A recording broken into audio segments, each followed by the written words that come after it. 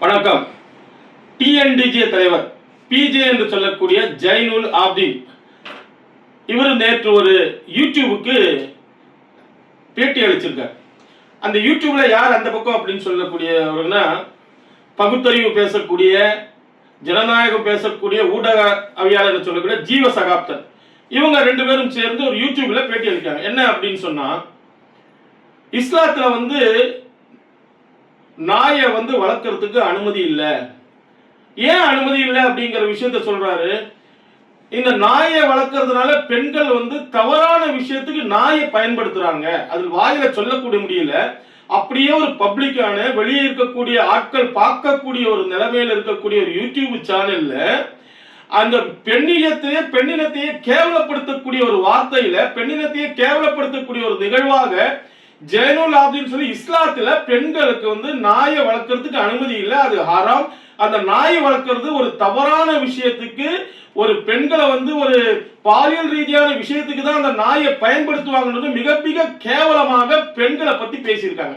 இப்ப நான் என்ன அப்படின்னு சொன்னா, ஆப்போசிட்ல இருக்கக்கூடிய ஒரு ஊடகம் சொல்ல ஜீவசகாப்தன் அவரும் இதை ஏன் இப்படி பேசுறீங்க, இது சரியான விஷயமா, இப்படி எங்க இருக்கு, ஹதீஸ்ல இருக்கா, குர்ஆன்ல இருக்கா, இந்த விஷயத்துக்கு தான் நாயை பயன்படுத்தக்கூடாது இருக்கான்னு சொல்லி கேட்கல. ஆனா இது வீடியோ வெளியான பிறகு தமிழ்நாட்டுல பெண்ணியத்தை பேசக்கூடிய நிறைய பேர் இருக்காங்க. மாத சங்கம் இருக்கு, கம்யூனிஸ்ட்ல மாத சங்கம், பெண்களுக்கு ஒண்ணுன்னா ரோட்ல இறங்கி போராடுவா நடிப்பாங்க. ஆனா பிஜே என்று சொல்லக்கூடிய இஸ்லாம் மார்க்க அறிஞர் சொல்ல தன்னை அறிமுகப்படுத்தக்கூடிய ஜைனுல் ஆப்தீன் பெண்களை பத்தி மிக கேவலமா பேசியிருக்காரு. இதை பத்தி பெண்ணியவாதிகள் யாருமே கேள்வி கேட்கல. பெண்களுக்கு ஒரு பிரச்சனைன்னு சொன்னா திராவிட முன்னேற்ற கழகத்தில் இருக்கக்கூடிய மகளிர் அணியில் இருக்கக்கூடிய கனிமொழி உடனடியே வெளியே வருவாங்க. கனிமொழி வாய் திறக்கல.